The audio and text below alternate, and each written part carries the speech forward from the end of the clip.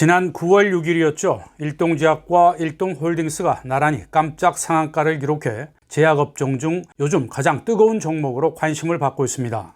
일동제약은 그 다음 날인 7일에는 등락을 거듭하다가 약간 내림세로 마감했지만 일동홀딩스의 강세는 계속됐습니다. 장중에 20% 가까이 급등세를 보이기도 했는데요.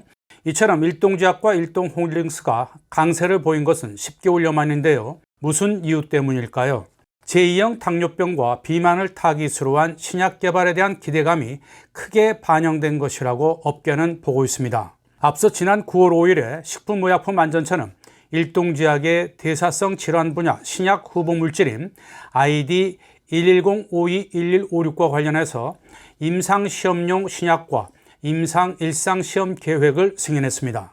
일동제약은 그 다음 날인 9월 6일 글루카곤 유사 펩타이드 1, 즉 GLP-1 수용체 작용제 기전에 신약 후보 물질에 대한 본격적인 개발에 착수한다고 밝혔습니다. 이 신약 후보 물질은 체내에서 인슐린 분비를 유도해 혈당 수치를 조절하는 GLP-1 호르몬의 유사체로 작용한다고 합니다. GLP-1은 음식을 먹거나 혈당이 올라가면 소장에서 분비되는 호르몬인데요. 체내에서 인슐린 분비를 유도해 혈당 수치를 조절하는 GLP-1이 뇌의 포만 중추를 자극해서 식욕을 억제한다는 연구 결과가 나오면서 비만 치료제로도 쓰이기 시작했습니다. GLP-1 계열의 비만 주사제인 위고비와 마운자로 등은 미국과 유럽에서 풍기 현상까지 빚어지고 있다고 합니다.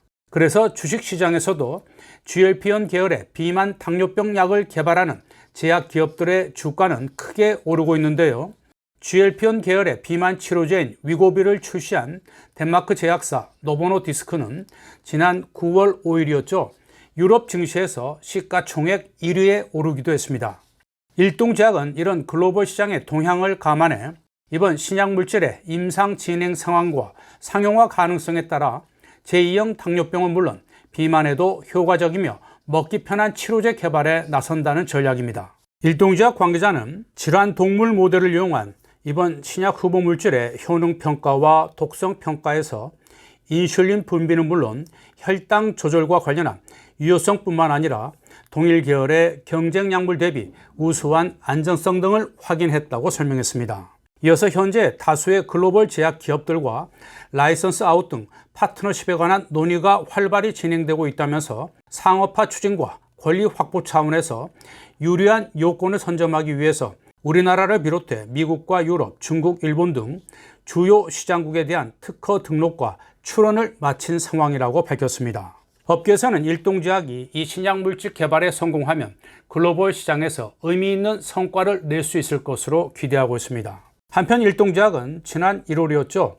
식품의약품안전처에 일본 시오노기 제약과 공동 개발한 경구용 코로나19 치료제 조코바에 대한 품목 허가를 신청했습니다. 그런데 아직도 허가를 받지 못한 상황인데요. 반면에 일본에서는 지난해 11월에 승인을 받고 매출이 2조 원에 육박하는 것으로 알려졌습니다.